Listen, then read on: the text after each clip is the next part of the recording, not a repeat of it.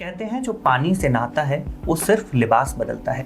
कहते हैं जो पानी से नहाता है वो सिर्फ लिबास बदलता है, लेकिन जो पसीने से नहाता है वो इतिहास बदलता है। DNN इंडिया के इस खास कार्यक्रम शख्सियत में आज हमारे साथ मौजूद हैं क्रिकेट जगत में 70, 80, 90 के दशक की वो शख्सियत जिन्होंने इस संघर्षपूर्ण जीवन में इस सफर को तय किया और क्रिकेट के अंदर एक अलग मुकाम स्थापित किया। अजमेर की शख्सियत सोनिया जी बिजावत। सोनिया जी, बहुत बहुत स्वागत है DNN इंडिया के इस खास कार्यक्रम शख्सियत में आपका। धन्यवाद, आपने मुझे यहाँ आमंत्रित किया। Thank you very much. कार्यक्रम को शुरू करने से पहले देखिए इनके जीवन का एक छोटा सा सफर।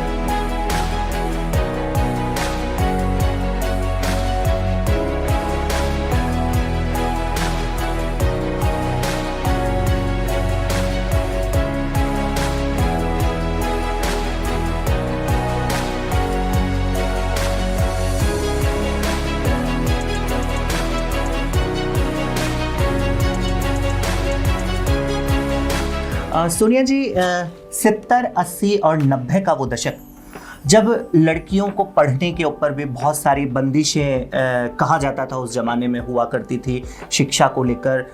आपने उस जगत में खेल और वो भी क्रिकेट, जिसमें महिलाओं का जाना एक बहुत आश्चर्यचकित माना जाता है, क्योंकि अभी का जो वर्तमान समय है उसमें तो हर खेल के अंदर महिला प्रधानता की देश में बात होती है और महिलाएं हर क्षेत्र में आगे हैं। मगर आपने उस दशक में उस क्षेत्र के अंदर इस खेल के अंदर जाने की ये इंटरेस्ट कैसे इसमें आपका बढ़ा और ये प्रेरणा आपको इस खेल में जाने की कहाँ से मिली?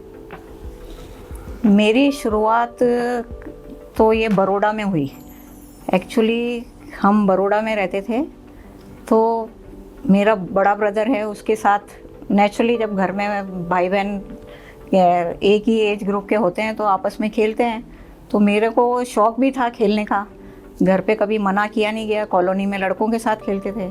मेरे पापा ने वो शायद वो स्पार्क मेरे में देखा और उन्होंने उस वक्त that time I was 9 to 10 years old, तब वो मुझे वहाँ बड़ौदा में पोलो ग्राउंड पे कोचिंग के लिए उन्होंने मेरा एडमिशन करा दिया जी। और रोज़ सुबह मुझे स्कूल जाने से पहले वहाँ जाना होता था और मेरा बड़ा ब्रदर मेरा बैग लेकर के स्कूल जाता था। हम साथ ही एक ही स्कूल में थे।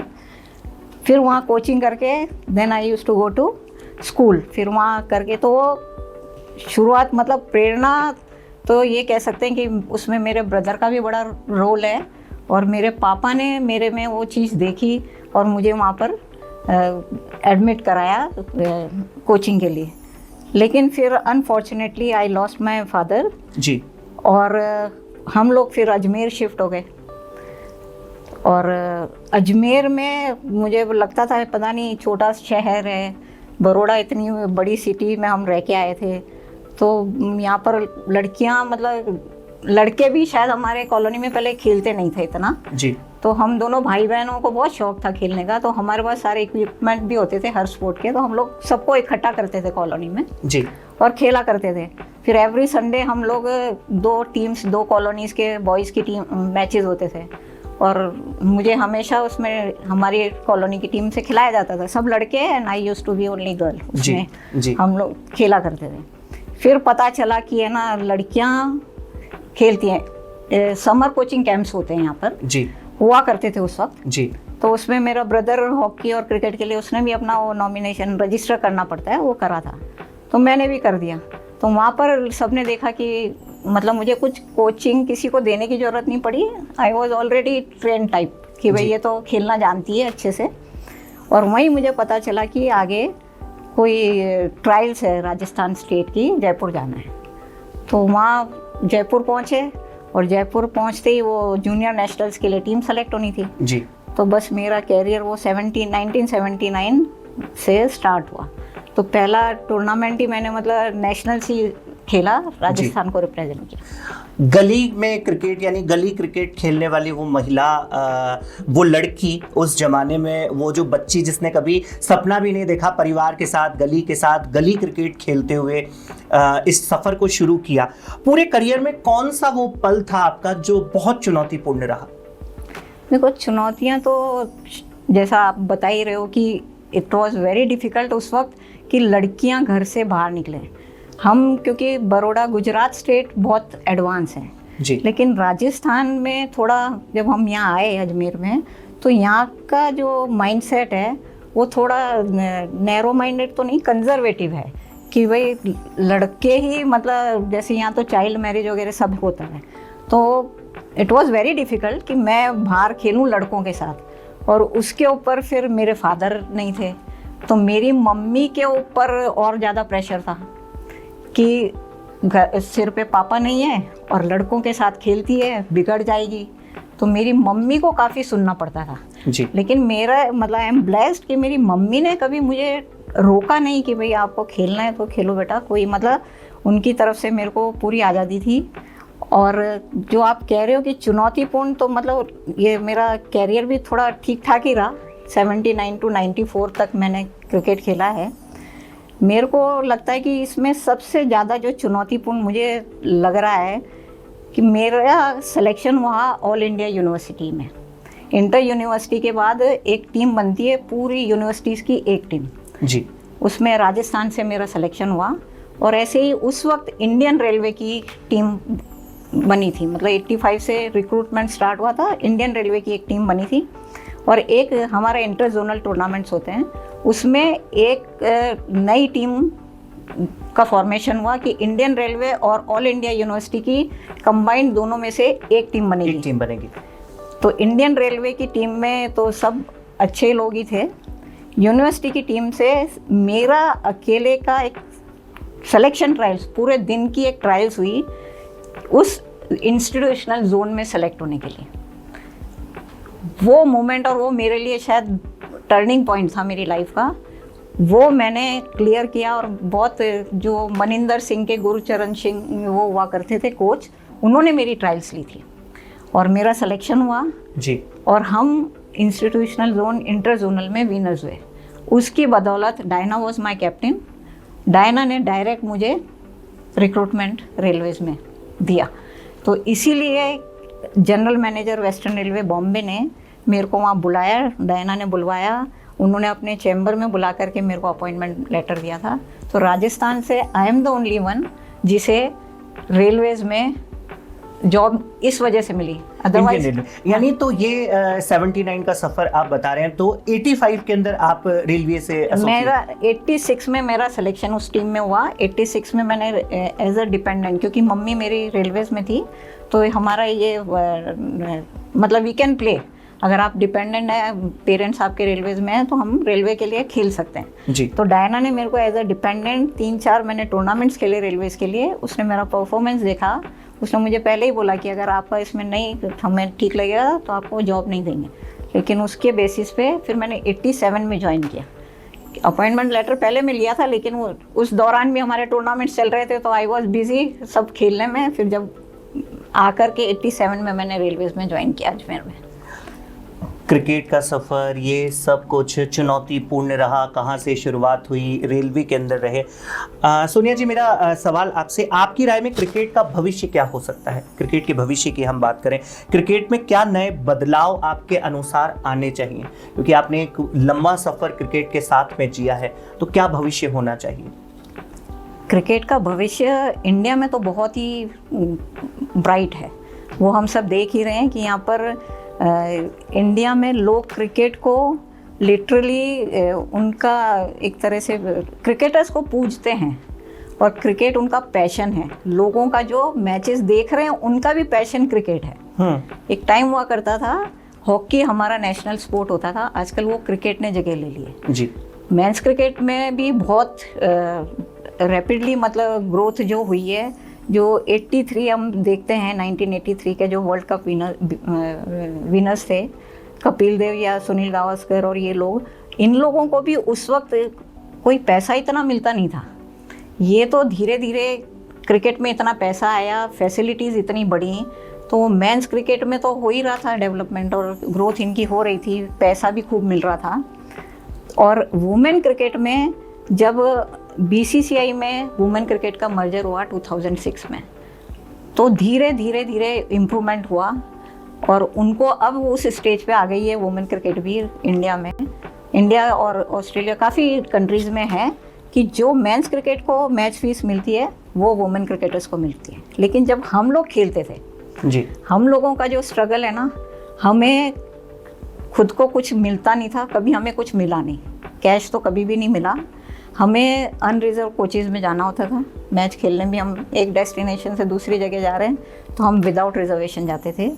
हमारे ठहरने का भी इंतज़ाम ऐसा होता था कि कोई डॉर्मेट्री है या तो उसमें ही रुक गए या स्टेडियम में, हमें ऐसे टीम्स को ठहराया जाता था। लेकिन हमारा जो पैशन था क्रिकेट के लिए वो कायम रहा। और मेरे से सीनियर जो लोग थे, चाहे आप शांतारंगा स्वामी देखो, डायना एडल जी देखो, शुभांगी कुलकर्णी हैं, सुधा शाह हैं, राजेश्वरी ढोलकिया हैं, नीलिमा बर्वे है, अंजलि पेंडारकर, मतलब लोपा मुद्रा, गार्गी बैनर्जी, पूरी लिस्ट है। इन लोगों ने जो इनिशियली 1973 में जब क्रिकेट स्टार्ट हुआ था इंडिया में, इन्होंने ये तब से जुड़े हुए थे।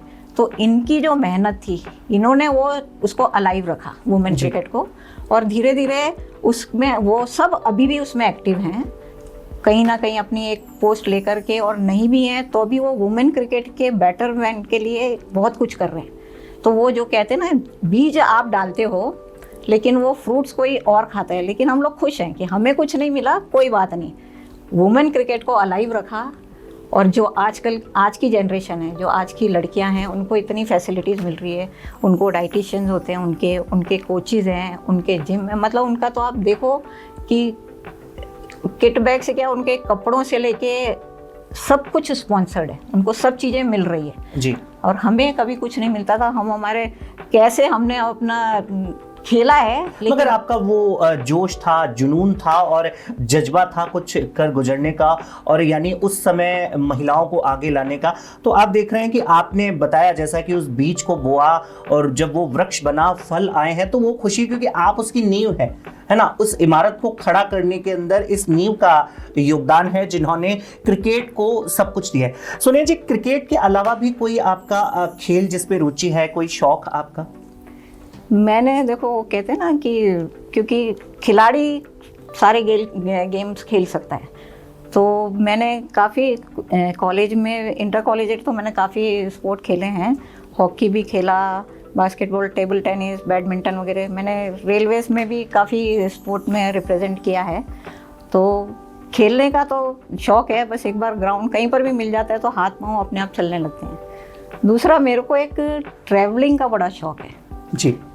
और वो इसलिए भी, मतलब आप ट्रैवल करते हो तो आप काफ़ी लोगों से मिलते हो, अलग अलग जगह जाते हो तो अलग अलग कल्चर, अलग अलग लोगों से इंटरेक्ट करते हो, उनके बारे में जानने को मिलता है, अपने बारे में आप उनको बताते हो।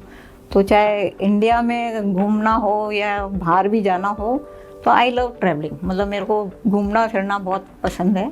ये भी एक तरह से मेरी हॉबी है या मुझे शौक कह लो मेरा कि your nature is so good and I easily make adjustment with new environment. ये तो अब जिनके साथ होता है वो जाने, ये तो मैं अपने मुंह से कैसे कहूँ कि भाई मेरा नेचर क्या है। बट हाँ, आई लाइक, और मेरे को है ना, मेरे हैं भी फ्रेंड्स भी बहुत हैं, तो सब मुझे बुलाते रहते हैं, तो मुझे भी अच्छा लगता है दोस्तों से मिलना।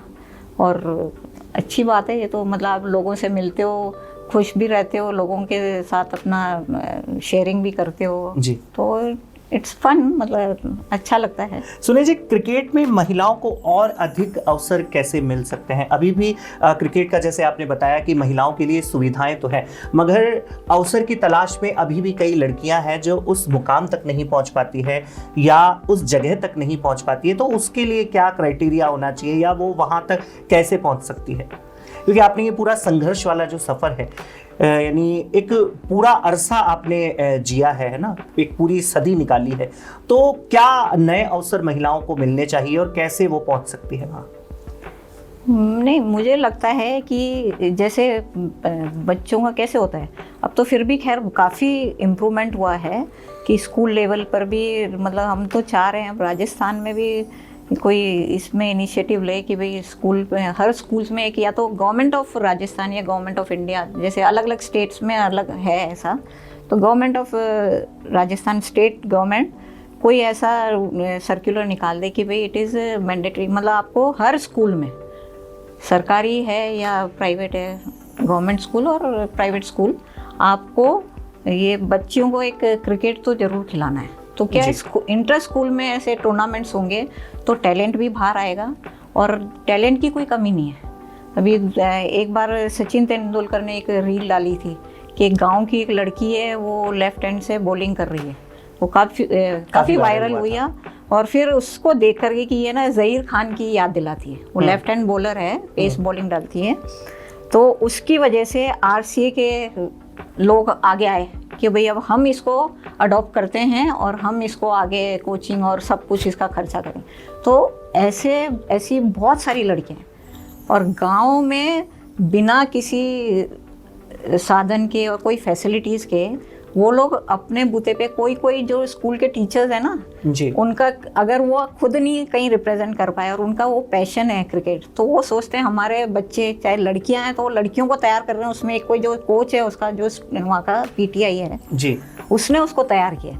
तो ऐसे 2-3 तो ऐसे इंसिडेंट राजस्थान में हो गए हैं। तो ये गवर्नमेंट को एक कोई ऐसा पॉलिसी ही बना देनी चाहिए, और ये कि भाई हर स्कूल में लड़कियों की, और वो हर एज ग्रुप की, जैसे अंडर 14, अंडर 18, अंडर 19, अंडर 23, ऐसे हर एज ग्रुप कैटेगरीज डिवाइड हो जाए, और उसके बाद उनका चयन प्रक्रिया जो है वो आसानी से हो पाए। क्योंकि हर कोई व्यक्ति, आपने जैसा कहा कि प्रतिभा बहुत है, बहुत सारे हमारे राजस्थान में प्रतिभाओं के धनी हैं, मगर उन्हें सही रास्ता दिखाने वाले लोग नहीं मिल पाते हैं, और उन्हें सही उस प्लेटफॉर्म या सही जगह पे वो नहीं पहुंच पाते हैं। इसलिए कई प्रतिभाएं जो हैं वो उभर के बाहर नहीं आ सकती। हाँ, वही मैंने कहा ना, टैलेंट बहुत है, बस उनको तराशने की ज़रूरत है। एक तो आपको वो मिल जाए, पता चल जाए, जैसे वो लड़की का है तो मालूम चला तो सब आगे आए जी। तो ऐसे आप वो आप उनको जा कर के कुछ ऐसी कोई एक टीम बनाओ, और कि आप हर जगह जाएं। अब जैसे ये IPL होता है, वुमेन प्रीमियर लीग भी होने लगा जी, है ना, तो उसमें हर फ्रेंचाइजी ने अपने लोगों को वो जाते हैं, और आप देखो कितने अनकैप्ड ऐसे प्लेयर्स हैं, कभी हमने नाम नहीं सुना, लेकिन वो IPL में और WPL में परफॉर्म कर रहे हैं, तब हमें पता चल रहा है अच्छा ये इतनी छोटे से रिमोट एरिया से आई है। तो वहाँ का उनको जा कर के वो उनको देखना पड़ता है, उनको नज़र रखनी पड़ती है, उनको लाना पड़ता है, उनको तैयार करना पड़ता है। तो ये सारे काम जैसे ये फ्रेंचाइजीज कर रही हैं, तो ये अगर गवर्नमेंट करेगी तो उसके फ्रूट्स अलग तरह के होंगे। आपकी राय में क्रिकेट का भविष्य क्या होना चाहिए, और आज के युवाओं को आप क्या सलाह देना चाहेंगे? भविष्य तो अच्छा ही है, क्योंकि मतलब लोग भी क्रिकेट के प्रति एकदम पागल ही हैं, है ना। आप देख लो, कोई भी किसी भी ग्राउंड पे मैचेस होते हैं तो जैम पैक होता है बिल्कुल, है ना। लोग टिकट्स पहले से खरीदने के लिए भी आजकल ऑनलाइन का सिस्टम है, तो स्टार्ट होती है जैसे उसकी बुकिंग जैसे स्टार्ट होता है वो तुरंत उसको खरीदने का, तो क्रेज़ तो है क्रिकेट का। लेकिन जो भी यंग यूथ है या जो भी इसको अपना कैरियर बनाना चाहता है, और कैरियर बनाए या ना बनाए, मेरे को तो लगता है ये क्रिकेट क्या कोई भी स्पोर्ट हो, आपको अगर फिट रहना है, और आपको हर इंसान को, हर बच्चे को कोई ना कोई स्पोर्ट ज़रूर खेलना चाहिए। क्योंकि इससे स्पोर्ट्स पर्सन जो होता है ना, उसका आप देखो एक लेवल ही अलग होता है। वो इतना कॉन्फिडेंट होता है, उसको अकेले कहीं भी भेज दो आप, कभी नहीं घबराएगा वो। किसी से भी बात करने को बोलो, जाके बात करेगा। वो इतना डिसिप्लिन्ड होता है, क्योंकि ये सारी चीज़ें आपको सिखाई जाती हैं, है ना। उसको टाइम मैनेजमेंट मालूम होता है, उसको अपने टाइम की, दूसरे के टाइम की भी कदर होती है। ऐसे नहीं कि आपको बुलाया है, क्योंकि आपको बोल दिया ग्राउंड पे you have to be there at 5, तो 5 के ऊपर 5 पे आए आप, तो आपको 2 राउंड एक्स्ट्रा लगाना है। तो स्टार्टिंग से आपको इस तरह से तैयार किया जाता है। तो ये सारी चीज़ें अगर आप में हैं, and you have to be passionate, आप में वो जज्बा कायम रहना चाहिए। और कभी भी अपने आप से, आप दुनिया से झूठ बोल लो। कहते हैं ना कि आपने मक्कारी कर ली कि भाई हाँ मैंने तो कर ली, आज की मेरा रनिंग सेशन हो गया, मैंने एक्सरसाइज कर ली सर, अब तो नेट्स में जाना है। लेकिन आप खुद से झूठ मत बोलो। बिल्कुल। अगर आप वाकई में कुछ बनना चाहते हो और आगे बढ़ना चाहते हो, तो आप बिल्कुल डिसिप्लिन में रह करके और जो भी है सच्चाई के साथ आगे बढ़ो। और फेलियर्स तो देखो हर एक चीज़ का एक पैरामीटर होता है। आप ऐसा नहीं कि आपने एक पैर रखा और आप ऊपर पहुंच गए। स्ट्रगल हर फील्ड में है और सबकी लाइफ में होता है। आपको उससे कोप अप करते हुए और उससे सीखते हुए आगे बढ़ना है। जी। हर खिलाड़ी को ये सिखाया जाता है कि हार और जीत दोनों होती है। ग्राउंड में हो आप, हम दोनों दुश्मन हैं, लेकिन एज सुन एज हम ग्राउंड के बाहर आए, हम दोनों बहुत अच्छे दोस्त हैं, मित्र हैं, है ना। तो वो सारी चीज़ें ये स्पोर्ट्स पर्सन को सिखाई जाती है। होता है ये कि आप खेल रहे हो ग्राउंड में, अपोजिट टीम में हो, तो आप में एक अलग तरह का आपका एटीट्यूड होता है। लेकिन जैसे ही आप ग्राउंड के बाहर आए, मैच ख़त्म हुआ, तो ये सारी चीज़ें ना, तो इससे भी आपको सीखने को मिलता है कि हार जीत है। ये नहीं कि अगर हम कहीं सक्सेस नहीं हुए तो हम है ना मायूस हो जाएं या डिप्रेशन में आ जाए। आजकल ये बहुत चल रहा है, डिप्रेशन होते हैं, कुछ भी हो गया तो भाई बच्चे डिप्रेस्ड हैं, है ना।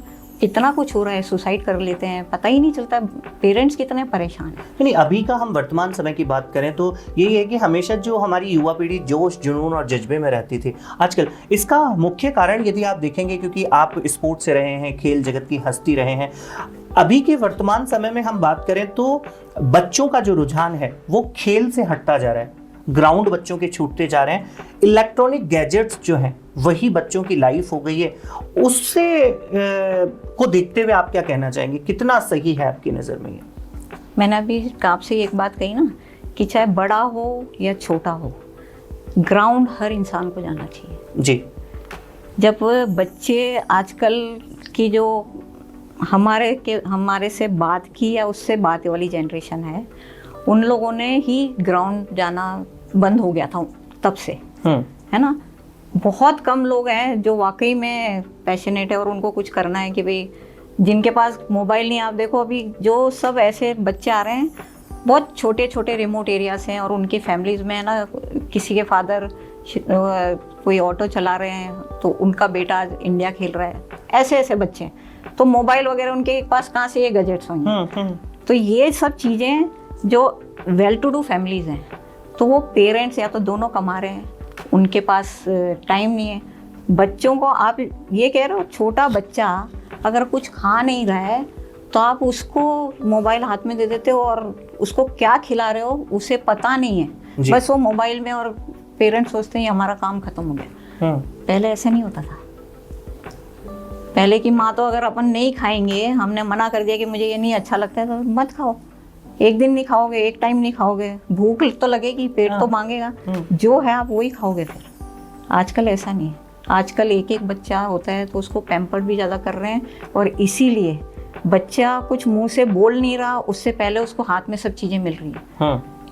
और जब वो थोड़ा सा भी आपको ने मना किया, कुछ भी आपने रेजिस्ट किया कि नहीं ये चीज़ नहीं मिलेगी है, ये नहीं करना है, तो आपको पेरेंट्स इसलिए भी डर रहे हैं, तो पता चल रहा है बच्चा या तो कुछ गलत कर लिया है, और फिर माँ बाप परेशान ही हो जाते हैं कि लाइफ लॉन्ग के लिए हमारे। तो इसलिए आजकल बच्चों से ज़्यादा पेरेंट्स डरे हुए हैं। और ये इसी का मोबाइल ठीक है, ये ऐसा नहीं है कि कोई अच्छी चीज़ नहीं है, लेकिन है कोई भी गैजेट है, उसको पॉजिटिवली उसको कहाँ हम उसको यूज़ कर सकते हैं, है ना, उसके ऊपर बहुत कुछ डिपेंड करता है। आजकल बच्चे उसके ऊपर अच्छी चीज़ें या काम की चीज़ें पता नहीं देखते या नहीं दिखता, मुझे तो मालूम नहीं है, लेकिन बहुत सारी चीज़ें आपको परोसी भी जा रही हैं।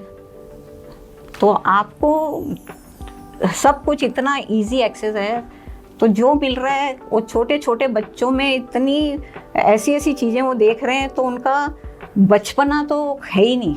बच्चे पैदा हुए हैं और वो सीधे बड़े हो रहे हैं, मतलब उनका बचपना ही खत्म हो गया और हमें किस और अभी जा लोग रही है हाँ, युवा पीढ़ी, हमें भी पता नहीं है। और लोग हमें अभी भी कह रहे हैं कि आप अपना बचपना तो छोड़ो। हम इतने बड़े हो गए तो हम मतलब इसलिए ये ज़रूरी है, ग्राउंड से जुड़े रहने का सबसे बड़ा कारण ये है कि बचपना जो है वो हमेशा रहता है। सोनिया जी, आपके पसंदीदा क्रिकेटर कौन से रहे हैं? मेरे तो देखो, अगर मेंस क्रिकेट में बात करें तो आई लाइक कपिल देव, सौरव गांगुली, विराट कोहली मुझे पसंद है।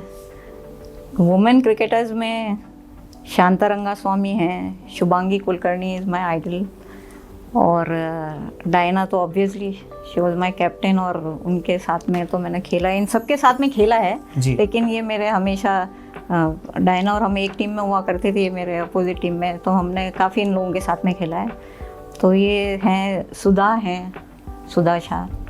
तो ये इन लोगों से ऐसा नहीं है कि मैंने क्रिकेट के बारे में कुछ सीखा है, एक इनको the way they carry themselves ji, वो चीज़ मेरे को अच्छी लगती है कि इतना इन्होंने अचीव किया लाइफ में लेकिन दे आर स्टिल ग्राउंडेड। आप इनसे कभी भी मिलो, कभी भी बात करो, और वो लोग ये कभी नहीं सोचते कि ये हमारे जूनियर है या क्या, खुद आगे होके फ़ोन करते हैं, चाहे वो शांतारंगा स्वामी हो, चाहे शुभांगी हो, चाहे आप डायना को भी आप मैसेज करोगे तुरंत रिवर्ट आएगा, सुधा हैं, तो दे आर लाइक, छोटे हैं हम तो बहुत अच्छे से हमको इन्होंने ट्रीट किया है और अभी भी ये बहुत हमें प्यार देते हैं। तो इनसे मतलब सीखने आपको को सहेज के रखा है, तभी तो आज आप इस कार्यक्रम में शख्सियत में पधारे हैं, क्योंकि आप एक सही में इस शहर की, इस राजस्थान की, इस प्रदेश की शख्सियत हैं और आपने वो लोह मनवाया है उस जमाने में, उस समय जब सही में महिलाओं को अपने आत्मसम्मान के लिए, अपनी जगह बनाने के लिए बहुत संघर्ष करना पड़ता था। उस संघर्ष के सफ़र को आपने तय किया है और आज इस मुकाम पे पहुँचे हैं। इतने सारे सम्मान, इतनी सारी चीज़ें जो आपकी झोली में आई हैं, उसको आपने सही में जिया है, उस संघर्ष के सफ़र को आपने तय किया है, इसलिए आज आप शख्सियत कार्यक्रम के अंदर बता रहे हैं। सोनिया जी, कार्यक्रम जो है वो अंतिम पड़ाव की ओर है। मेरा एक आखिरी सवाल आपसे, जीवन का ऐसा कोई पल जो आप साझा करना चाहते हो, ऐसी कोई बात जो आपके दिल में घर की हुई हो, ऐसी कोई बात जो आपके दिल को बहुत छूती हो, जो आज हज़ारों दर्शक DNN इंडिया के टीवी पे जो इस कार्यक्रम को देख रहे हैं, उनसे आप साझा करना चाहते हो? पहले तो ये आपने जो मेरी इतनी तारीफ़ करी है उसके लिए आपका शुक्रिया। और ये तो आई एम ब्लेस्ड, ये मेरे पापा मम्मी का आशीर्वाद है और मेरी उमा दीदी हैं, उनका आशीर्वाद है मेरे पे, उनकी ब्लेसिंग्स हैं। वो तीनों हैं नहीं इस दुनिया में लेकिन वो हमेशा मेरे साथ हैं। मेरा परिवार है और मेरे दोस्त हैं जो हर कदम पे, कोई भी सिचुएशन है, कोई भी प्रॉब्लम है, they are always beside me. वो हमेशा मेरे साथ खड़े रहे हैं और यही मेरी स्ट्रेंथ है। और सॉरी, आपने लास्ट में क्या पूछा कि मेरे ऐसी कोई बात जो आज आप मन में हो आपके, जो आज साझा करना चाहते हो, ऐसी कि हाँ हमेशा बताना चाहते हो मगर कि नहीं एक वक्त आएगा तब बताएंगे, क्योंकि एक शख्सियत कार्यक्रम में आप बैठे हैं और हज़ारों दर्शक आपको देख रहे हैं, तो ऐसी कोई बात वो क्रिकेट से जुड़ी हुई हो, जीवन से जुड़ी हुई हो, ऐसी कोई बात? मेरे को तो लगता है मैं तो क्या खुली किताब हूँ, सब लोग मेरे बारे में सब कुछ जानते हैं जी, है ना। बेसिकली देखो, जो भी अजमेर में भी सब जानते ही है मेरे बारे में, और मेरे पास ऐसा कुछ है नहीं कि मैं कुछ छुपाऊँ, मैंने कभी कुछ छुपाया भी नहीं है। जो हूँ, जैसे हूँ, सबके सामने हूँ। तो लेकिन हाँ, यही कि भाई जो सपोर्ट मेरे को हमेशा मिला घर वालों से और दोस्तों से, मेरे जो टीममेट्स थे और जिनके साथ जो भी हमारे साथ कोचेस गए, तो वो टीममेट्स का जो सपोर्ट और वो मिला, मतलब एक cricket is a team game ना जी। तो आप अकेले, मैं ये कहूँ कि सब मैंने खुद ने अचीव किया है तो इट्स नॉट राइट। लाइक मेरी टीम मेरे साथ थी और टीम का पूरा सपोर्ट था, इसीलिए शायद ये थोड़ा बहुत जो आप कह रहे हो कि मैंने बहुत अचीव किया है, थोड़ा बहुत जो कुछ भी अचीव किया है तो उन सब में इन सब का कंट्रीब्यूशन है। तो I really want to thank each and everyone. आपके इस चैनल के माध्यम से, इस प्रोग्राम के माध्यम से, कि जिसने भी मुझे मेरे बचपन से लेके अभी तक जब जब मुझे ज़रूरत पड़ी और मुझे सपोर्ट किया है और वो हमेशा मेरे साथ खड़े रहे हैं, उनका तहे दिल से बहुत बहुत शुक्रिया। और मेरे पापा मम्मी का और उमा दी का ये आशीर्वाद मुझे पर हमेशा बना रहे जब तक मैं ज़िंदा हूँ, बस यही है। और ऐसे ही स्वस्थ और तंदुरुस्त रहूँ और आपसे ऐसे मुलाकात होती रहे, ये मेरे लिए बहुत बड़ी बात है। Thank you very much. DNN India के इस खास कार्यक्रम शख्सियत में आज हमारे साथ मौजूद रही क्रिकेट जगत की वो हस्ती जिनका पूरा सफ़र आपने देखा। DNN इंडिया के इस खास कार्यक्रम शख्सियत में अगली बार फिर हाजिर होंगे शहर की किसी और शख्सियत के साथ। तब तक के लिए दीजिए इजाज़त। नमस्कार।